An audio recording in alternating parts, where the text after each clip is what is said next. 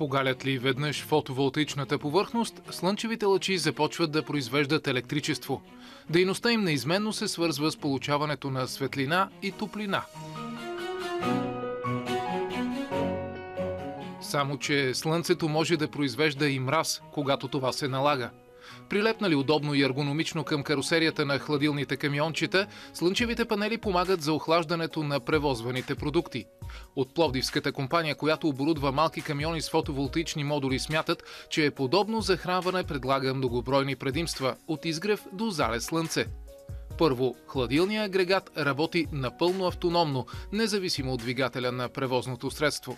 Системата позволява до 10 часа работа при заредени батерии. След като има батерии, каква роля играят тогава фотоволтаичните клетки? По време на движение и престой на камиона, фотоволтаичните панели преобразуват слънчевата светлина и я зареждат в батерийния блок, с което те удължават цикъла на батерийния блок с до 30%.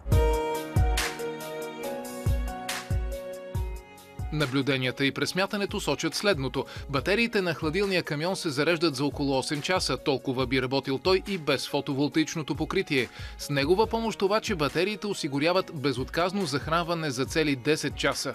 При това не се налага двигателя да работи на място, за да зарежда хладилния отсек. Факт, който спестява гориво и вредни емисии на въздуха. Двигателя също не се натоварва и амортизира излишно.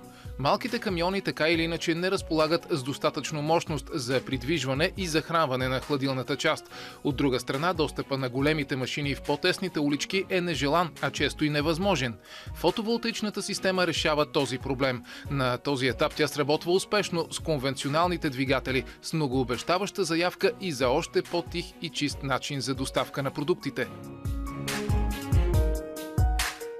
Тази система може да бъде използвана и в електроплатформите, тъй като давайки автономия на хладилния агрегат, независимо от от основната батерия на електроплатформата, ние по този начин запазваме и пробега на самия електрокамион.